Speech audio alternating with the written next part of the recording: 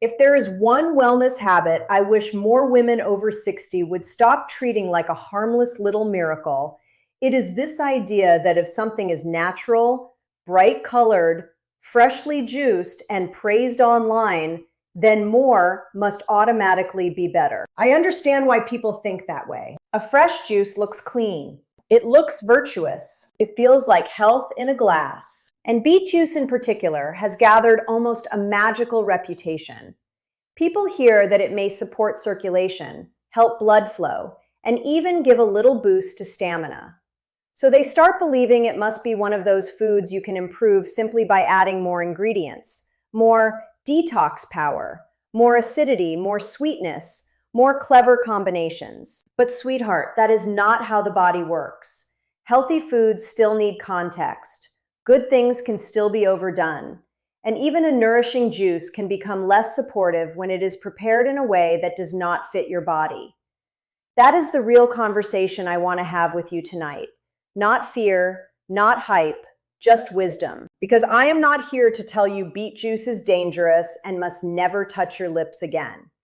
I am also not here to tell you it is a miracle tonic that fixes circulation, liver health, blood pressure, and energy all at once.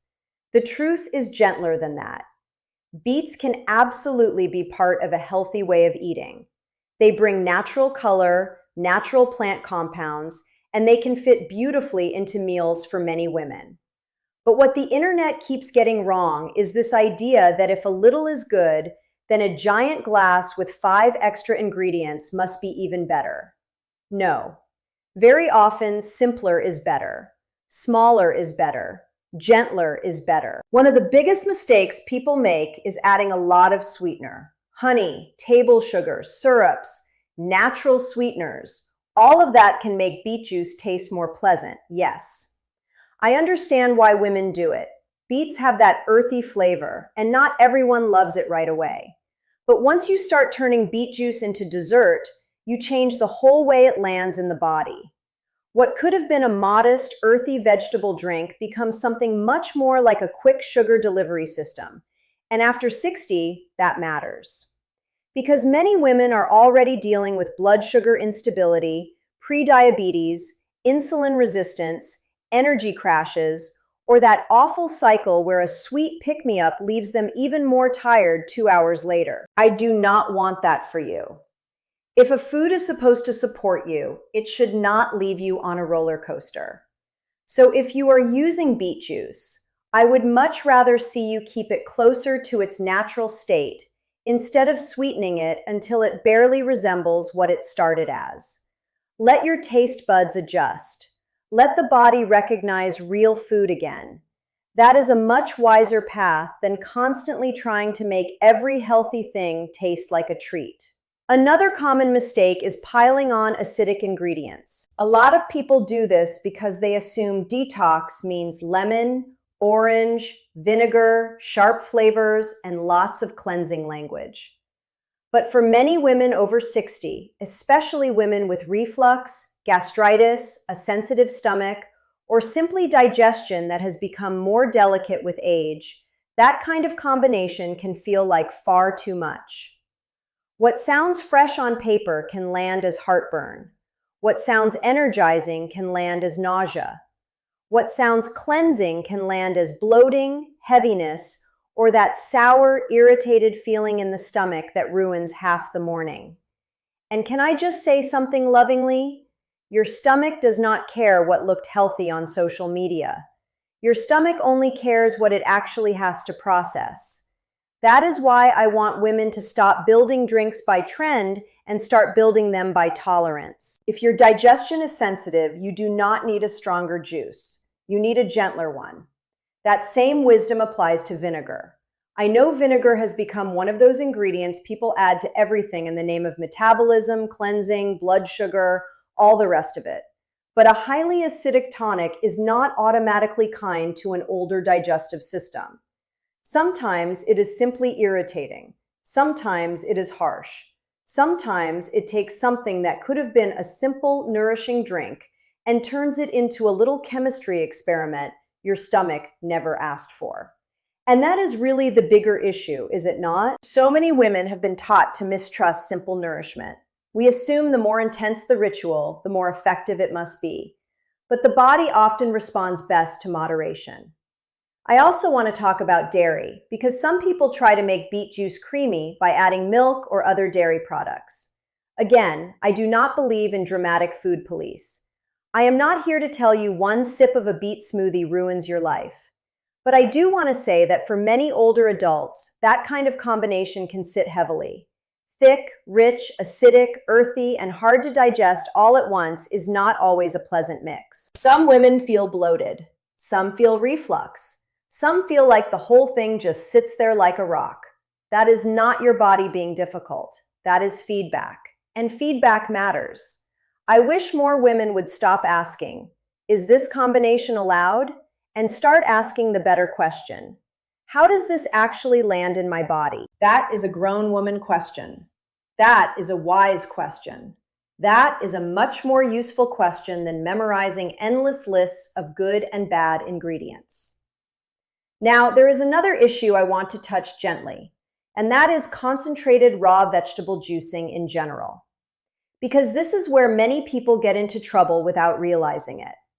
Whole vegetables and concentrated juices are not the same experience for the body.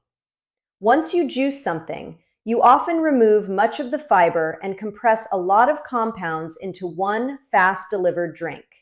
That can matter. It can matter for blood sugar. It can matter for digestion. It can matter for kidneys in some people. It can matter for how strong the drink feels compared with simply eating the vegetable as part of a meal. This is why I am not a big fan of the more ingredients, more healing mindset. Sometimes more ingredients just means more strain on the gut, more sugar hitting quickly, more acid, or a more complicated drink than your body needed in the first place.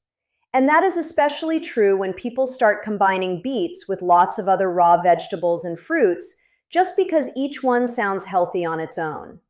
Healthy alone does not always mean ideal together, especially in concentrated form.